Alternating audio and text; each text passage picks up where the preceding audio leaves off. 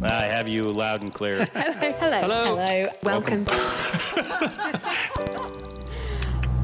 Science. And that is to say, physics, medicine, nature, or space, Time. the brain, Life. The universe.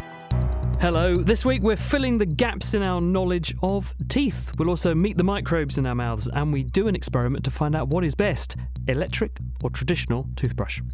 Plus, in the news, researchers grow new spinal discs in a dish, we explore the ghostly galaxy next door, and scientists discover one of the largest, oldest structures on the planet. I'm Izzy Clark. I'm Chris Smith, and this is The Naked Scientist. The Naked Scientist podcast is powered by ukfast.co.uk.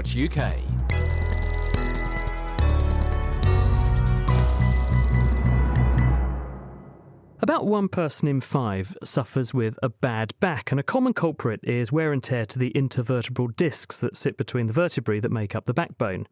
These discs act as fleshy shock absorbers. They have a soft jelly-like interior and a tough elastic outer surface. But as we age, they stiffen, shrink and deform, and they compress painfully on nearby nerves. Artificial plastic and metal replacement discs are available, but these can also wear out. So scientists at the University of Pennsylvania have been exploring how to grow new spinal discs in a dish. Georgia Mills heard how from Rob Morg. So the central premise of this therapy, compared to what's available now, is that this is a living implant. It's an implant that will be made of a patient's own cells. And because the cells are there, the cells will be doing what cells in musculoskeletal tissues do, and that is continuously making new material and repairing damage. And so our hope is that, unlike metal and plastic implants, this will be a sort of self-sustaining biologic implant, as durable as your original living intervertebral disc. Right, so these squishy bits between the bones of the spine, you wanted to sort of create them from scratch and put them in? Precisely. How did you go about doing that? Essentially, what we do is combine various elements together to create what we call a composite disc structure. And the way that goes about is we produce biomaterials that represent the different substructures of the normal intervertebral disc.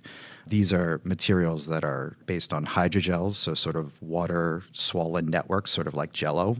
And that makes up the inner part of the construct that we've created. And then an outer part, which is sort of a tough, almost rubber band-like structure that surrounds the gelatinous interior portion. Both of these materials are seeded with cells. We use mesenchymal stem cells, which can be harvested from adults. And we grow these in the laboratory for a period of time until they start to take on characteristics of the native tissue. How do you make sure it gets to be the right size and shape? So we realized that this was a big challenge to create such a large structure. So we started small, and we started actually making these on a scale of a rat disc, just a couple of millimeters in height and maybe 5 millimeters in diameter. So we optimized all that in a size that was suitable for a small animal, the rat, and we spent some time then evaluating it once we implanted it into a rat. After that, we thought, this is promising. Let's see what we can do at bigger length scales that would be more clinically relevant. We next went to the goat cervical spine, so the neck of a goat, essentially, and we started building constructs that were designed to function at that length scale. So we started building bigger and bigger discs and growing those in culture in the laboratory. We got to the point where we were pretty happy with what we could produce in the laboratory. And so what we've done recently is actually started testing those in a large animal model, in this goat model. Right, so you've actually been putting these discs into a living goat?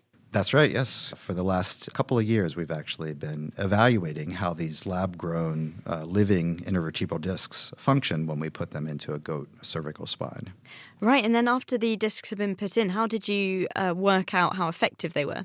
The main goal and the main function of the disc is mechanical. So it sort of supports the cervical spine supports your head as you turn your head to the left or the right. And the first thing we did was, after a period of time of implantation, we asked, how mechanically robust are these tissues? Are they maturing further after we implant them? Do they have the appropriate mechanical properties? So we compared their mechanical properties to the mechanical properties of a normal native goat disc. Right, so did you just get a goat to do yoga? No, but we actually do have little motion sensors that we attach to their horns so that we can see how many times they move their heads around and things like that. Right, so if you've got a stiff-necked goat, it would come up on the sensors that it's not doing as good. Exactly. So how did it compare? It actually compared quite favorably. So when we measured the properties of these goat discs and compared them to the implanted ones, after a period of about 2 months, they actually matched or exceeded the native tissue properties. And so we were quite excited about that. Oh, wow. Do you think this could move into humans, an animal that walks about on 2 legs instead of 4? No, absolutely. Absolutely. And in fact, we chose the goat because if you've ever seen a goat, I'm sure you have, they have a fairly upright posture and they're very inquisitive animals. They use their heads a lot. They obviously run into each other and butt heads a lot, but they have an upright posture. So they use their necks in a manner very similar to how humans use their cervical spines as well. And in fact, as we've been getting this data, Harvey Smith, my clinician colleague, and I, and Sarah Goldbrand, who's another participant in the study, have been talking about, well, what really is the next step? And for us, the next step is to start talking to the FDA, the Food and Drug Administration here in the U.S., about what it will take to transition this into phase 1 clinical trials in humans. And until then, at least we can help any goats with back pain. Rob Mork there from the University of Pennsylvania, whose work was published in Science Translational Medicine. Now, the Gaia Space Observatory craft was launched by the European Space Agency in 2013, and since then it's been scanning the skies with a 1 billion pixel camera. Eat your heart out, any wedding photographers listening to us. Now, the aim of the project is to image billions of stars that are in our Milky Way galaxy to understand how our cosmic neighbourhood has evolved and how it behaves. Cambridge Institute of Astronomy researcher Wyn Evans is one of the scientists who's working on the project. Now, so far, they've discovered evidence of a hurricane of dark matter that's passing nearby. We'll talk about that in a second. But first, you've also found signs that our galaxy is a cosmic cannibal. Sounds alarming. Why? We've known the galaxy is a messy eater for some time, but this is the latest example of its guzzlings. The galaxy is called Antlia 2, but we call it a feeble giant. It's feeble because it's got very few stars, but it's a giant because it's very extended. It's the least concentrated galaxy that we know.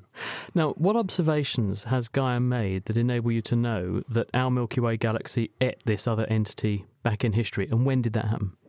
Gaia is providing precise positions and velocities of billions of stars in our galaxy.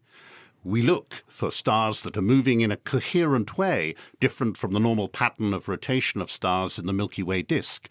That is how we found Antlia 2, and the collision happened billions of years ago.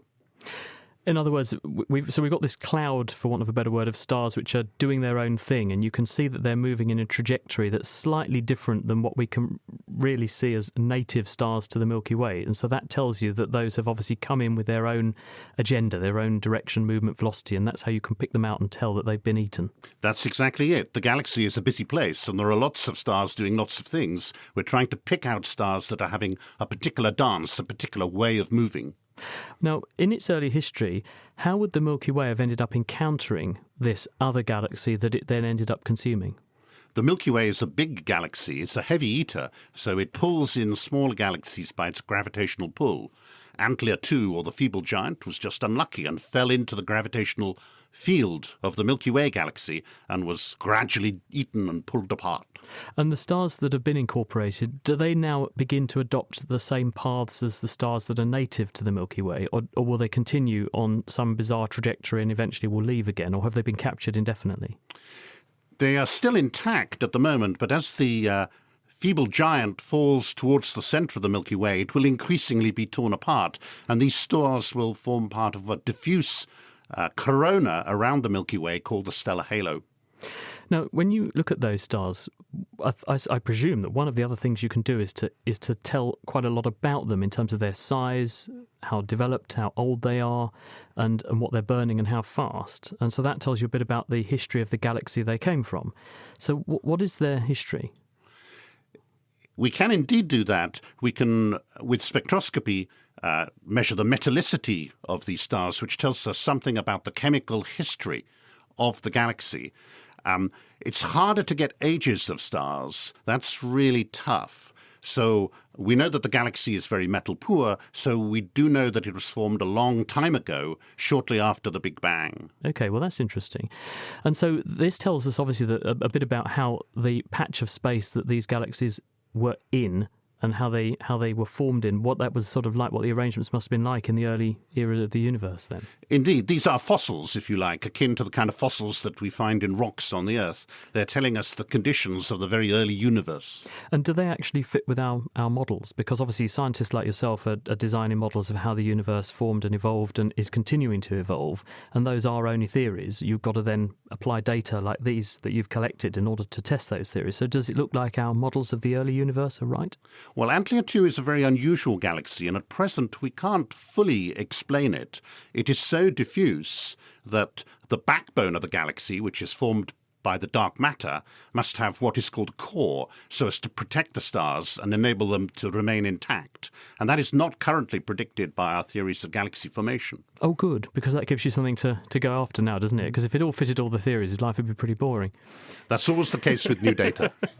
Now, you mentioned dark matter. I started on that point because your colleagues are now saying the other thing that Gaia is detecting evidence for possibly is a hurricane of dark matter coming through. What's dark matter, and why is there a hurricane of it passing through our cosmic neighbourhood? Well, dark matter forms the backbone of galaxies. It's probably some form of elementary particle, and there's abundant astronomical evidence for existence, but there's no direct detection of this mysterious particle. What we've done is we've discovered a stellar stream, and that itself is part of the disgorging of an earlier galaxy. It's a galactic meal, the remnants of an earlier effect of galactic cannibalism. So the stream is passing through the solar neighbourhood, and it's accompanied by a stream of dark matter. Now, that sounds rather terrifying, but the interaction of the dark matter particles with ourselves is very low, so we can go about our daily lives, drinking coffee, having toast, without any ill effects. But this will have an important consequence for direct dark matter detection experiments, which are normally deep underground and are looking for tiny recoils. And how will this help you to try and fathom out what dark matter is? Well, the stream is hitting the solar system head-on, so there's a very large relative velocity between the Sun, the Earth, and these dark matter particles. So that will predict a large number of very high velocity recoil events in these direct dark matter detection experiments. So this is a precise signal that can now be sought in these experiments, and if it is indeed found, that is very convincing evidence for the existence of dark matter. Let's hope you find it. Wyn, thank you very much for joining us. That's Wyn Evans from the Institute of Astronomy at the University of Cambridge. Still to come on The Naked Scientists, one of the oldest and biggest structures on Earth has just been discovered, and later on we're chowing down on the science of teeth. But first, it's misconception time, and Georgia Mills has been ruffling her feathers about this claim. If you're anything like me, a disproportionate amount of time is spent discussing which dinosaurs were the coolest. Was it the mighty Tyrannosaur, the armoured Ankylosaurus, or the fabulously feathered Archaeopteryx? Although, on occasion, someone might unwittingly chip in that their favourite dinosaur was a pterodactyl. To which, for the paleontological pedant, there is only one response. No, pterodactyls are not your favourite dinosaur because pterodactyls are not dinosaurs. The offender then gets an unexpected and unwanted lecture in reptile evolution. The story explaining just why they're wrong starts over 300 million years ago when the ancestors of all modern reptiles and birds first appeared. Just like the beetles, they couldn't stay in one group forever and broke up, or speciated. Like branches on a tree, different styles of reptiles start appearing, changing and then splitting up again, all over millions of years. One of the branches that broke off contained the ancestors of all modern lizards and snakes, while another got busy becoming the crocodiles, who have remained virtually unchanged since before the start of the Jurassic. Evolution obviously adheres to the old adage, if it ain't broke, don't fix it. Then, still before the dinosaurs begin, another branch of reptiles diverges. And this group did something a little unusual. Their front limbs turned over time into wings, and they took to the skies. They became the group known as the pterosaurs. The ancestors of all pterosaurs split off from this evolutionary tree before the dinosaurs came to be. So while they ruled the skies at the same time as dinosaurs ruled the land, they shouldn't be called dinosaurs any more than bats should be called cows. Another group that are frequently mistaken for dinosaurs are the ichthyosaurs and the plesiosaurs. These amazing reptiles found their way back into the oceans, and while they were terrifying marine predators, dinosaurs they were not. So how do we know? The clue to how the family tree is laid out lies in the fossil record. And for dinosaurs, there are a few characteristics in their skeletons that every single member will have, from the long-necked Diplodocus to the tiny feathered Velociraptor. And these features include backward-facing shoulder blades, a hole in the hip socket, and holding limbs directly under the body. Pterosaurs and marine reptiles just don't have that many of the same characteristics, so we know they're not from the same group. And if that pterodactyl-loving offender can cope with any more correcting, you might also want to let them know there's technically no such thing as a pterodactyl anyway. It's an outdated term, and they're now known as pterosaurs. So that's why pterodactyls don't qualify as dinosaurs, or indeed anything. And it's also the reason paleontologists don't get invited to many parties. Sounds like Georgia's angling for an invite, don't you think, Chris? I agree. Yeah. As long as she promises not to talk about dinosaurs over dinner. Now, meanwhile, if there's some iffy-sounding science you've come across that would make a good misconception, then drop us a line at Naked Scientist on Twitter or email chris@thenakedscientist.com and we'll take a look. Now, talking about the past, when we think about the ancient wonders of the world, the Egyptian pyramids, for example, or constructions like Stonehenge, scientists this week have done us proud because they've announced the discovery of one of the largest, oldest structures on the planet, and it is about the size of Great Britain. Incredibly, though, it wasn't built by humans. Something altogether a lot smaller did this one, and Eva Higginbotham heard what it was from Salford University's Stephen Martin, who initially went looking for something completely different. So we were in Brazil collecting bees, and suddenly these mounds started to appear, and they're incredibly numerous, and they're everywhere. Normally with termites, they're constructed of soil and saliva, but in the Brazilian population that we've studied, they're just waste. They're tunneling underground, making huge tunnels, a massive network, and they have to get rid of the soil somewhere, just like miners. And so miners build slag heaps of waste stone, and so the termites have done the same thing with soil, and they've just deposited all the soil above ground. How big are these mounds and how much space do they take up? How big an area are we talking? So first of all, they're about 2 to 4 metres high and they're about 9 metres across. So they are large. There's a mound about every 20 metres. So in fact, they're incredibly numerous. There are millions of mounds all in one area.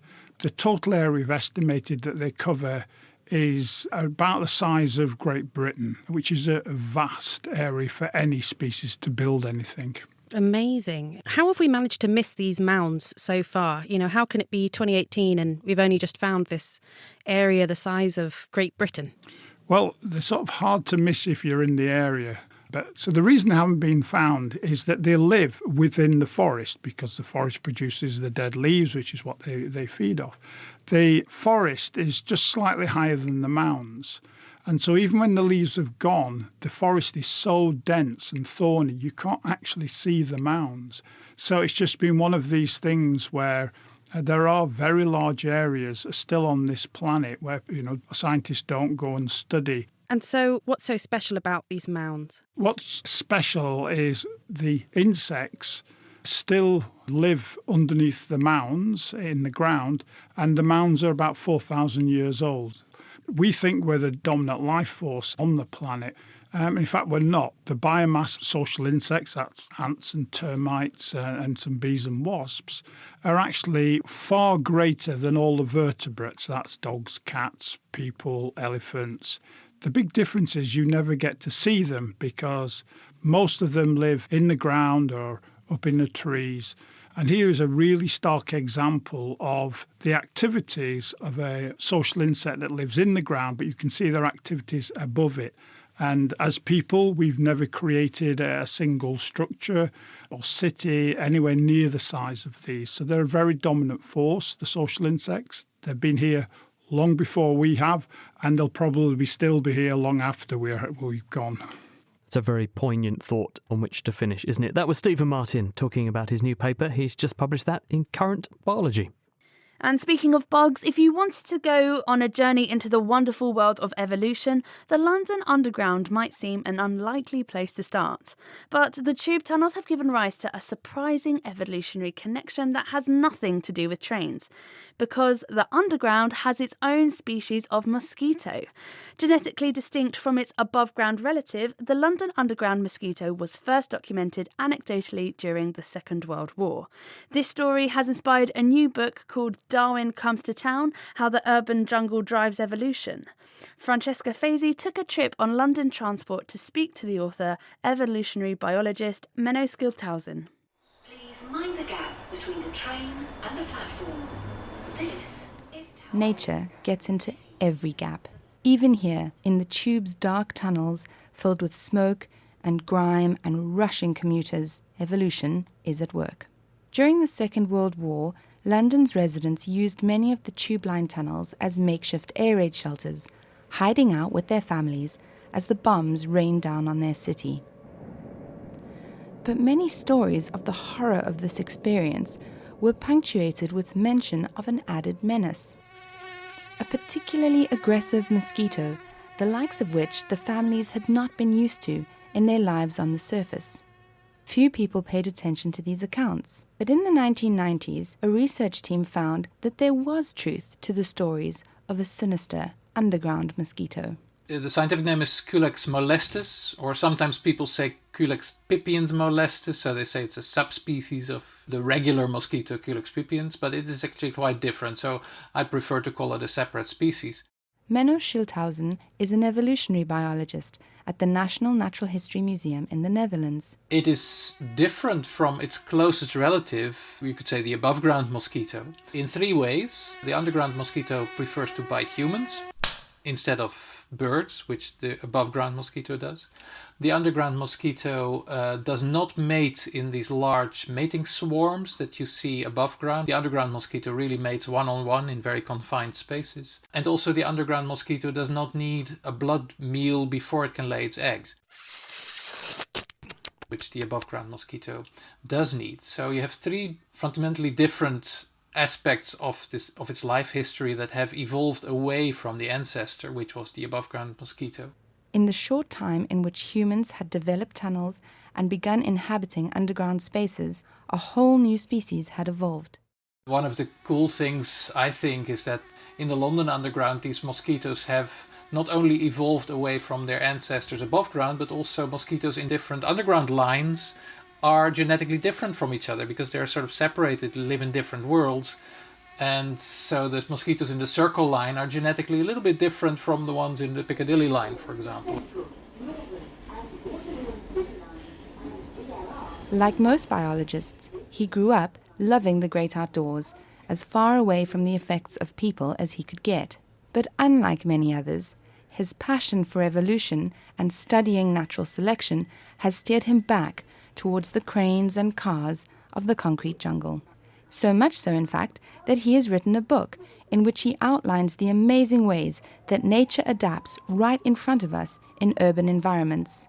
In cities, evolution goes really, really fast. So you can actually watch evolution take place over a time span of decades, or sometimes even years. And that makes evolution really tangible. And I think that's a really good way to show that evolution is a very mundane process, really. You don't need to study fossils. You don't need to go to the Galapagos to see it happening. It's happening everywhere all the time, including in your own street and in your own backyard. Menno's favourite example of urban evolution, he tells me, is the city blackbird, which was the first bird to colonize cities in Europe and now shows multiple changes from its forest ancestor. The city blackbirds have shorter beaks. In some cities they also have shorter intestines.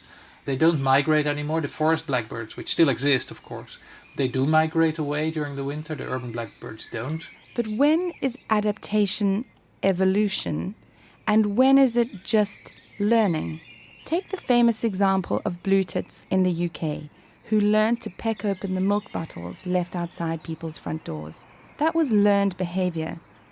When would it represent an evolutionary shift?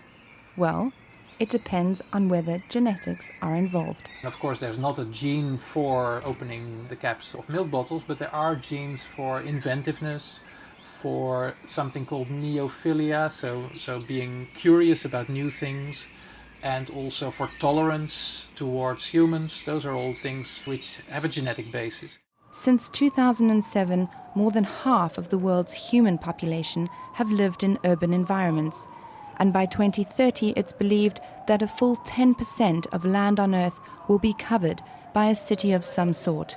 Whether we like it or not, the world at the moment is in a situation that is unprecedented. We've never before had a situation where a single species, namely humans, is affecting the ecosystems of the world everywhere and in such a drastic way. Again, whether we like it or not, we are witnessing a very important, unprecedented, crucial change in the history of life on Earth, and we should be studying it. Right now, humans are one of the most important evolutionary forces, and we should really take that into account.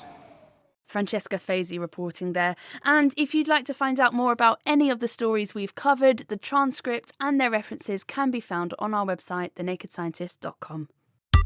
The Naked Scientists podcast is produced in association with Spitfire, cost-effective voice, internet and IP engineering services for UK businesses. Find out how Spitfire can empower your company at spitfire.co.uk.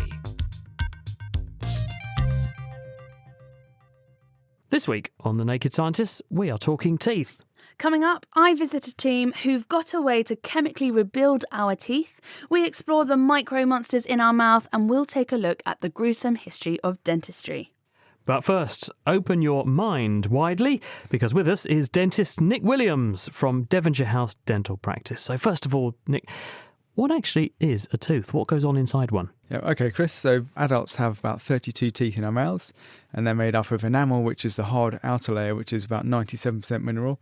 That's the white bit. Dentine is the middle layer, which is about 70% mineral. And then you have the nerve and blood supply in the middle of the tooth, called the pulp. And that has extensions of the nerve that extends into the dentine. And when you get sensitive teeth, often that's the dentine's exposed there. When you say the dentine's 70% mineral, what do you mean by mineral, and what's the other 30% then? So it's mineral in terms of crystal called hydroxyapatite, and there's much more of that in the enamel, which makes it harder. It's a similar matrix to bone, and then the other bit is made up of collagen and other extensions of the nerve and blood supply, so it's quite a tubular structure. And the hydroxyapatite is the stuff that makes the enamel tough and hard, and when we put fluoride in toothpaste, that gives it additional strength, doesn't it? How does it do that? It does indeed. So if you have sugar in your diet, the bacteria feed off that sugar, and that actually can take mineral out of the tooth, making it more porous. That's the start of tooth decay. And fluoride in toothpaste helps to remineralise the tooth, so it can actually reverse the harmful effects of that decay. Because it's added to drinking water, isn't it? Fluoride, and also Yes. toothpaste. Mm-hmm. And is the amount in drinking water sufficient to actually protect teeth? That's a great question. It depends where you are in the country. It's a naturally occurring element, and it's often quite a controversial subject, water fluoridation. In fact, the Centre for Disease Control in America named it as one of the biggest breakthroughs in science and healthcare in the 20th century for protecting teeth, because you're getting a frequent application of that fluoride onto the teeth just by drinking that water with the fluoride in it. And that's clinically proven. Absolutely, the language that the adverts love to use, but it's clinically proven that fluoride does protect teeth, it does strengthen teeth. Yeah, unequivocally. Thousands of studies prove it, and it's 1 part per million, so it doesn't have to be very concentrated. And you'd be pleased to know that in Cambridge, the Cambridge Water Authority actually do add to the water to actually get that ideal concentration. And apart from fluoride in toothpaste, what else is in toothpaste that helps us to clean teeth? So I suppose in a nutshell, just a foaming agent. And interestingly, actually, a top tip is after you finish brushing, just spit out. Don't rinse off, because that fluoride will then actually stay on the teeth. Yeah, so, a dental colleague of mine said, lots of people go swish, swish, swish before they go to bed, and it's the worst thing you can do, because actually leaving some of that stuff sticking to your teeth, because there's also a sort of sticky agent in the material that's in toothpaste, isn't there, that makes it more sticky.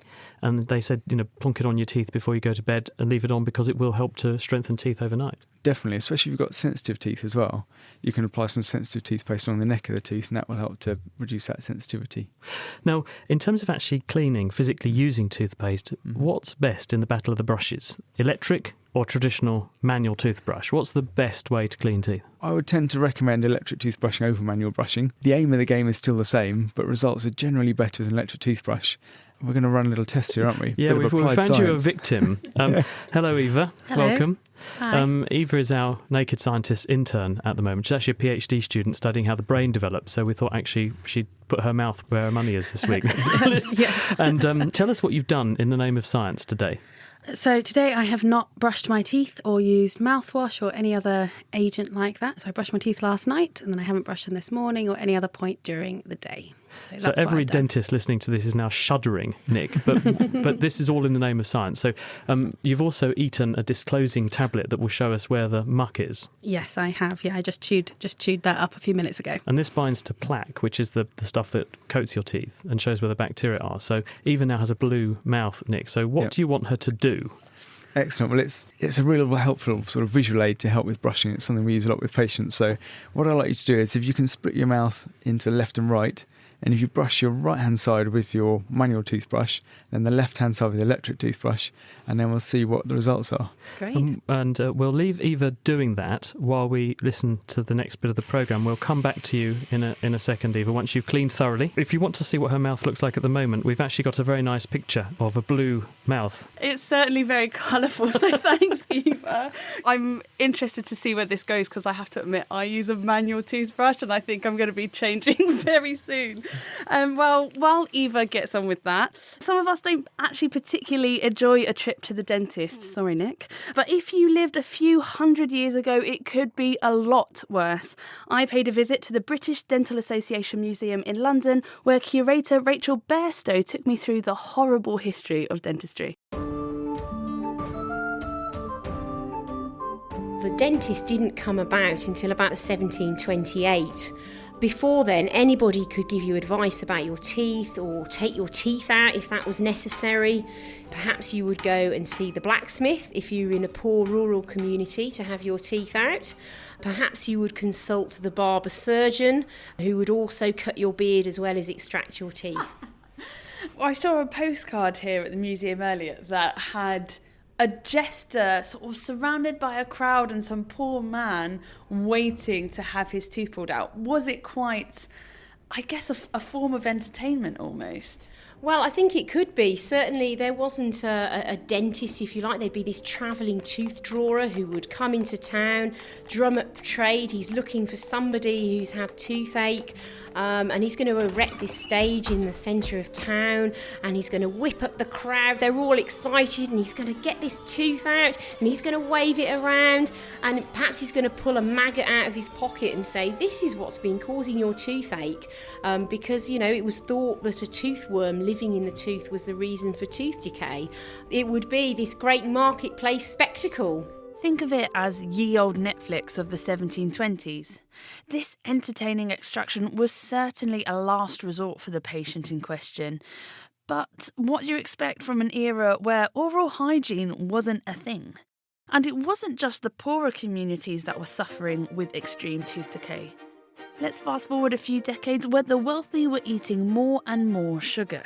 Well, once you'd had your teeth extracted, perhaps you'd like to buy somebody else's teeth. So the practice of transplanting teeth in the 1780s was quite a fashion, and rich people would buy the teeth of poor people who were willing to sell them for their money and literally planted from one mouth to the other. It didn't work, as you might expect, but nonetheless it's been immortalised in a Thomas Rowlandson cartoon from 1787, so it's a great record of that procedure. But if transplanting didn't work, the next thing that you would probably try is buying an ivory denture. So this is a hippopotamus or walrus ivory denture, beautifully carved, great skill involved in this, but there was no real accurate way of measuring the mouth, so it was pretty much one size fits all. Rachel showed me a pair of these ivory dentures. The gums were carved from white ivory, and whilst replacement teeth were also traditionally made from ivory, they didn't always look natural. And so people started pinching teeth from dead soldiers on battlefields or took them from dug-up corpses, a lucrative business. But, of course, contamination was a big problem. No, they wouldn't last. You're putting them into what in effect is a pretty putrid mouth. So they're going to rot, they're going to stink. It would be quite horrible. And you thought morning breath was bad. But then things started to change. By the 1850s, we have a revolutionary product that comes in. It's called vulcanite, and it's a pink rubber. It came from America in the 1850s. It was cheap. It's much more easy for the dentist to make a set of dentures out of these. You would attach porcelain teeth that they've now got into that denture. It's cooked and it makes it hard, much more aesthetically pleasing. And a set of these is going to last you for your lifetime now. So much so that people would give them as wedding presents. But who was the dentist in question? Were people still using their local blacksmith? So the first qualification comes in the 1860s. So we see in 1860 the LDS, the Licencia in Dental Surgery. Obviously, as a result of that, these students have to learn somewhere. So they're the establishment of the dental hospitals and the dental hospital schools.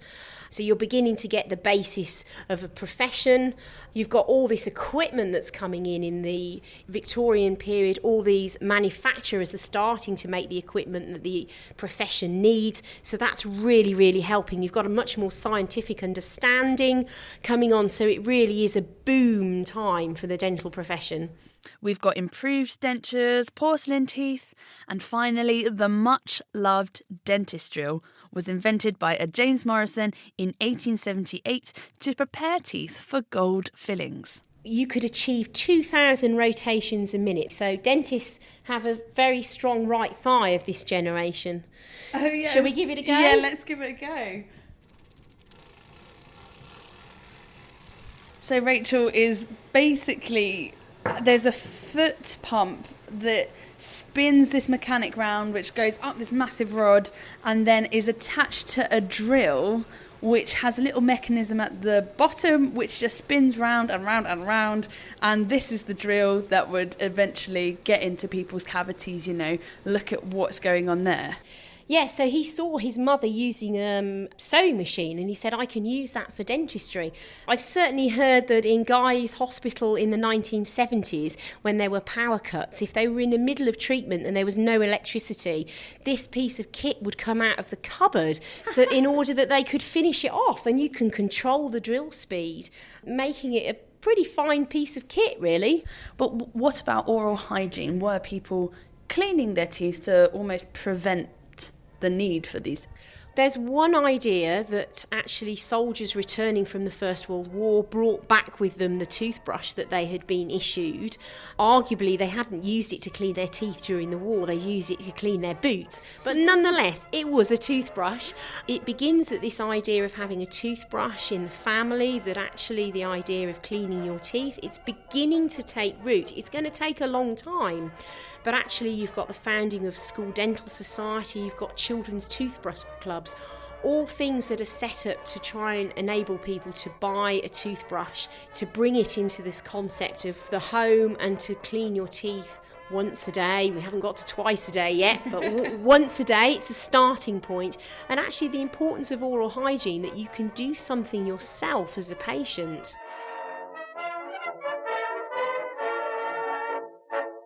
Oh gosh, it makes me so glad that dentistry has moved on since then. That was Rachel Bairstow from the British Dental Association.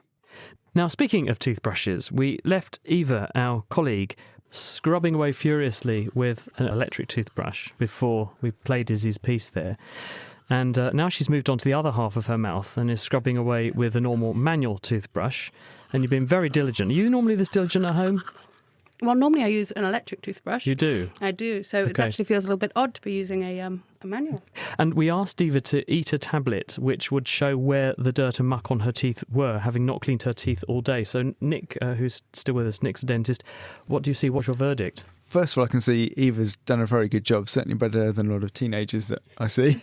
And the left side where you use the electric toothbrush, it's worked perfectly because that's lovely and clean. The right-hand side with the manual brush, there's just a little bit of the red stain along the gum line still and a little bit between the teeth, which is where the electric toothbrush is more effective at getting rid of that. Does that tend to be normally the sort of danger area then? It's along the gum line, which is where we characteristically miss with a manual brush? Yeah, absolutely, Chris. That's a real danger area, and that can then cause inflamed gums, bleeding gums, that can then actually cause gum disease, which is the other problem that can affect the teeth as well as tooth decay. But your verdict is the electric toothbrush is doing a better job. Definitely, and with the 2-minute recommendation, electric toothbrushes have a little timer, so you get that 2-minute warning, and they'll also have a pressure sensor to avoid using too much force. One of the drawbacks of mechanical or manual toothbrushing is causing gum recession and wearing the tooth away, so all those things are prevented ideally. So that's great. I have a question in that I'm 27 and I've still got a wisdom tooth coming in and causing me lots of problems. I thought that I'd be done with my wisdom teeth years ago. So why did the wisdom teeth take so long to come in?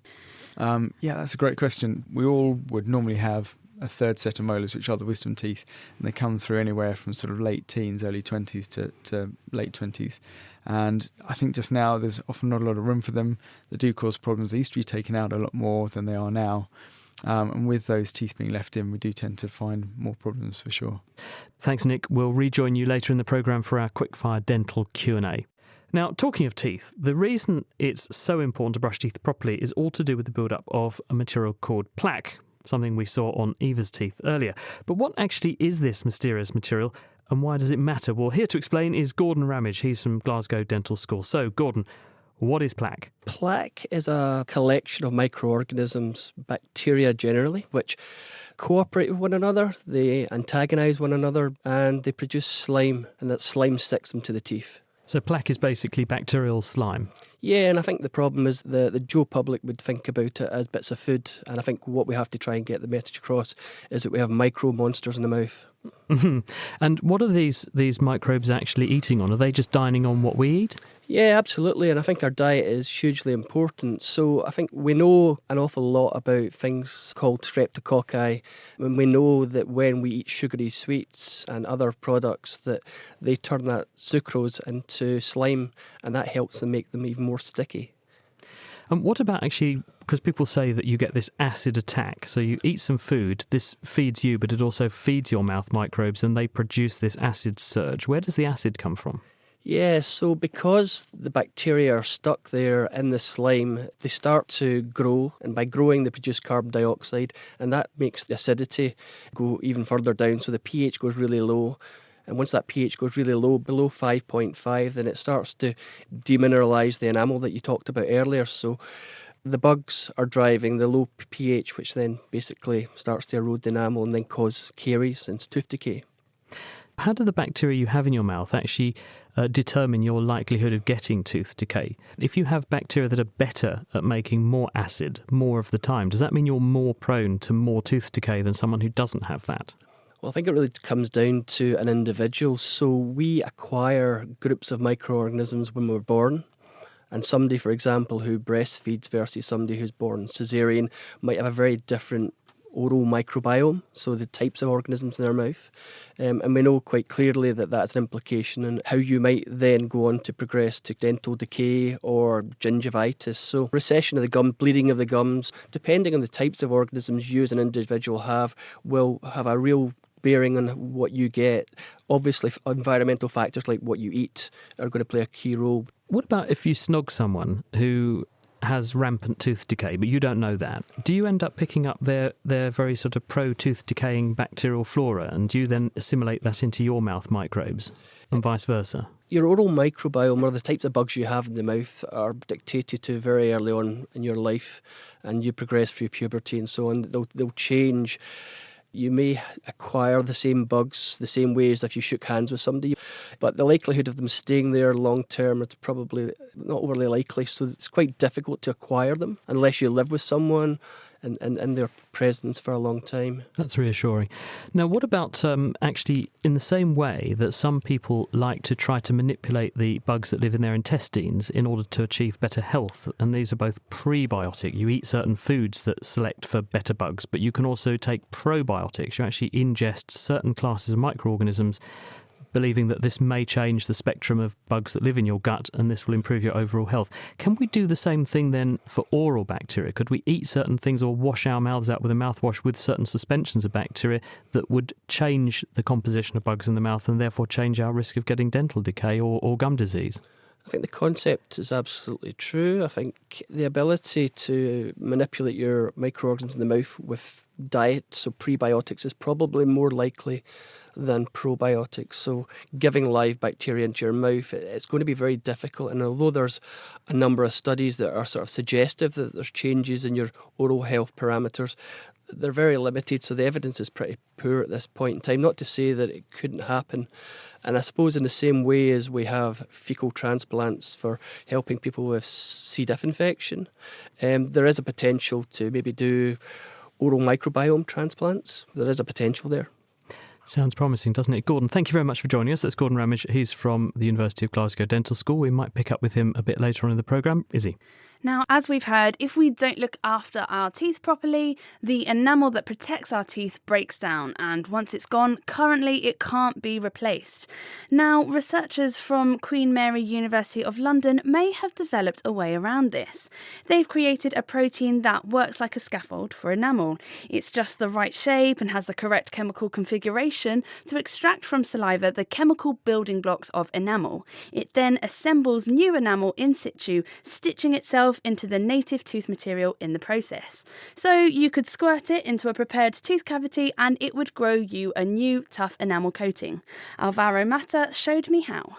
So I took a tooth out today to show it to you. Is that an actual tooth? This is an actual tooth. And it actually has some lesions, which is to show you the type of lesions that we would use this material.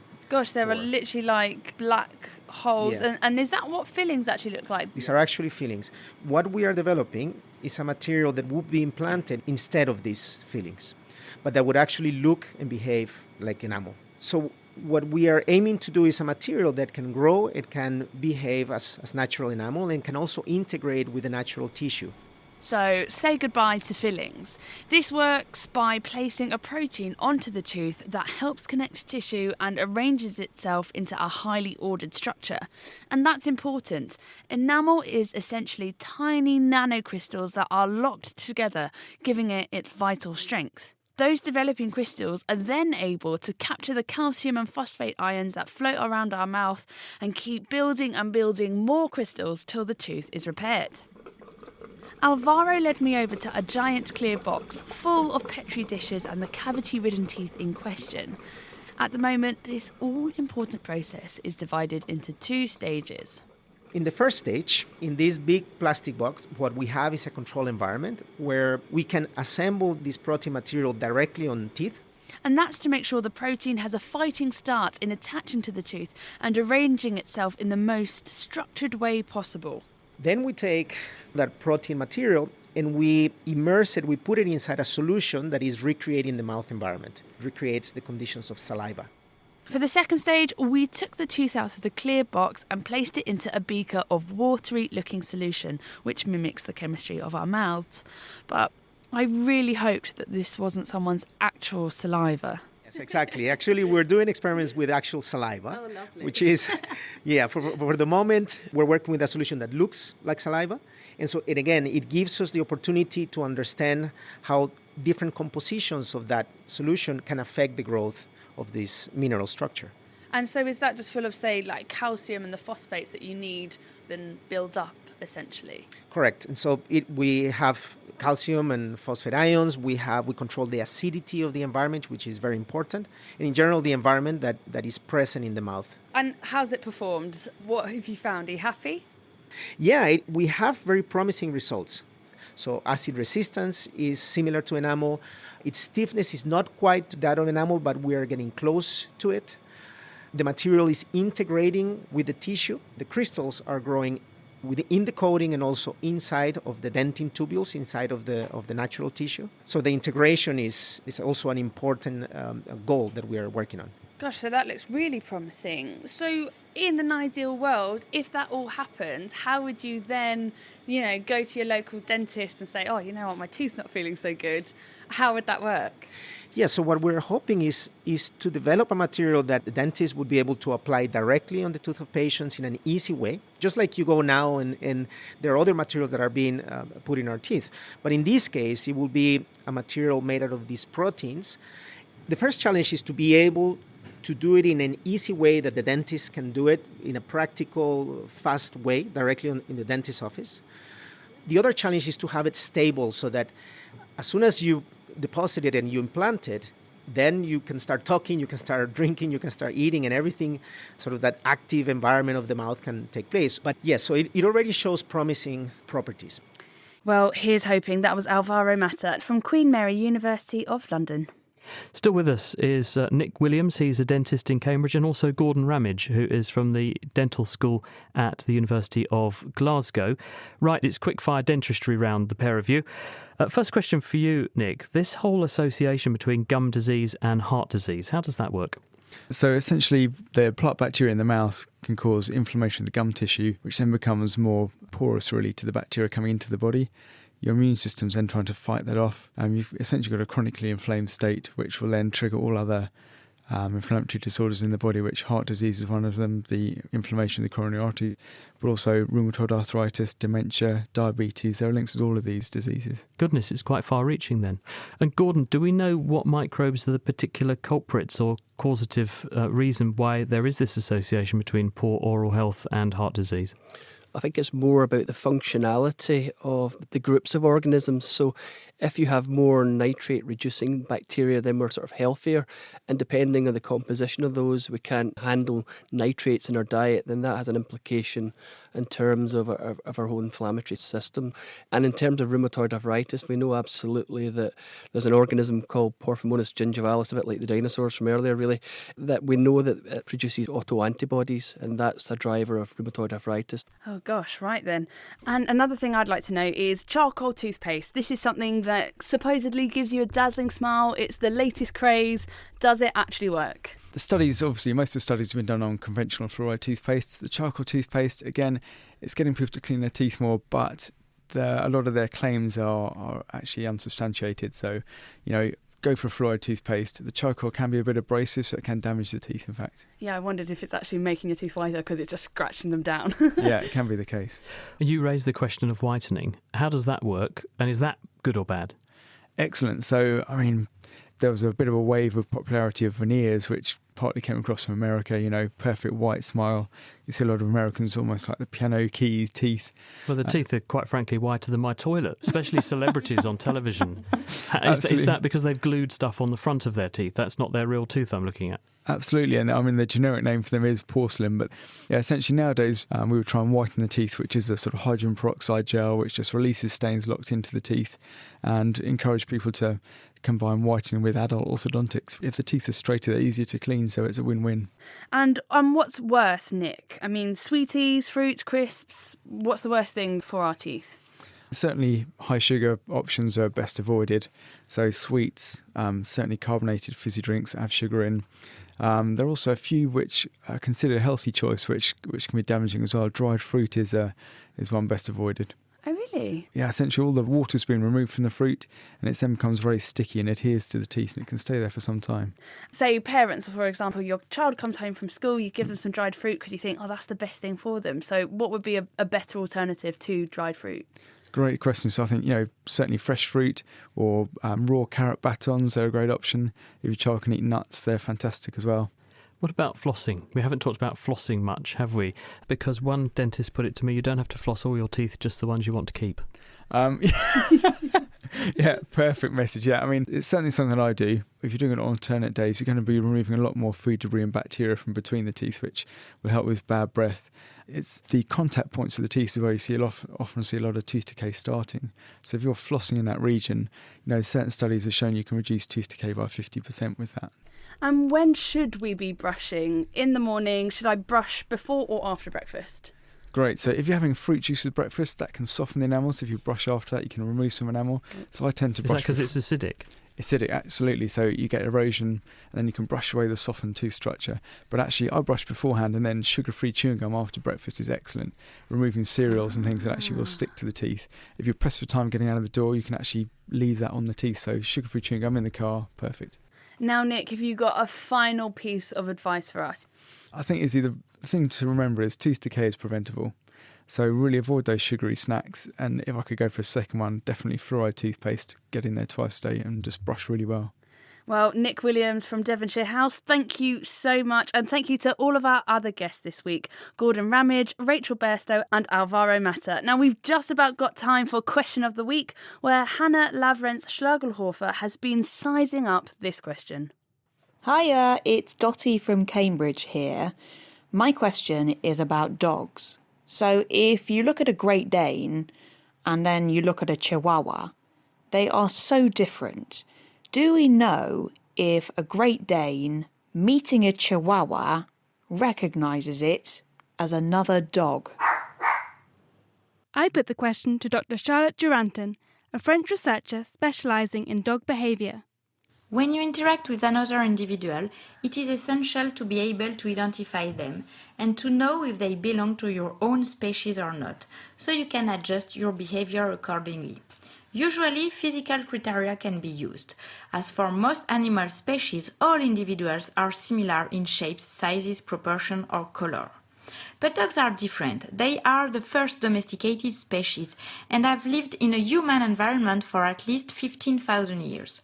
During this time, we have selected them for different purposes through artificial selection, which has led to all of the different breeds we know today. So this is how we end up with dogs the shape of sausages meeting dogs that look like bears. But do they recognise each other as the same species? It is known that dogs use different ways to identify each other as dogs and to communicate together. Auditory communication with sounds such as growls or barks, chemical communication with odors, and visual communication with, for example, body position or face recognition. Smell is the most important of these canine senses. Donald Broom, Professor of Animal Welfare at the Department of Veterinary Medicine at the University of Cambridge, supplied us with this answer. When large dogs, such as Great Danes, encounter very small dogs, they approach them and sniff them as they would do to a larger dog. They must recognise them visually as dogs to approach in the way that they do, but the conclusive evidence for being a dog is their smell. Every dog is distinguishable from other species by its characteristic smell, and every dog has an odour that allows it to be recognised as an individual. These odours are not dependent on body size. Little dogs are treated as dogs, not as small animal prey to chase. Well, that's a relief for the more rabbit-sized dogs out there. But this is also important for mating. Female dogs on heat respond to approaches by male dogs, whatever the size difference. Big male dogs go through the courtship procedure with small dogs that are on heat, and small male dogs show interest in large female dogs on heat, even if they can't normally reach to mate. However, the small dogs may show more fear behaviour if approached by an unfamiliar large dog than they would do to a dog of their own size. There you have it. After sniffing out that answer, next week we'll be trying to pop the answer to this question from Malcolm. After watching the Sony film Passengers and seeing what happens to the swimming pool after a loss of gravity, I'd like to know what happens to an air bubble inside a mass of water when there's no reference to where upwards is. Gosh, that's a weighty question to finish on. What do you think? You can email chris@thenakedscientist.com, find us on Facebook, Twitter and Instagram @nakedscientists, or join in the debate on our forum. That's thenakedscientist.com/forum. And don't forget, it is our Naked Scientist fundraiser running at the moment. It's Giving Tuesday and we're trying to raise £50,000 by Christmas to support next year's programming and ongoing changes to our website. Now, we're doing very well, and a big thank you to everyone who's kindly supported us so far. We are almost 10% of the way there so far. But we've still got a way to go. We had a competition a few weeks ago, and the winners of our limited edition laser-designed plaques are Paul, Acel, Nigel, Daniel, Frank, Derek, Benjamin, Jay, Darren and Anthony. So well done to all of you. We'll be posting you off your special limited edition Naked Scientist plaque in the post. We'd also like to say thank you to the following two donors who wrote very nice things on our donor wall, and we're very grateful to you. That's Orla and Neve. Hello to your daughter as well, Neve. We understand that the two of you listen together. And speaking of listening, this week our special mystery prize goes to the donor who has had the funniest thing happen to them on their commute. So head to thenakedscientist.com/donate and leave your story on our wall. And that is it for this week. Izzy put the programme together. Do be sure to join us next time for our monthly Q&A show. Our science panel are taking on your questions, so send them in right now. You can tweet at Naked Scientists or email chris@thenakedscientist.com. The Naked Scientist comes to you from Cambridge University, and it's supported by the EPSRC and by Rolls-Royce. I'm Chris Smith. Thanks for listening. Until next time, goodbye.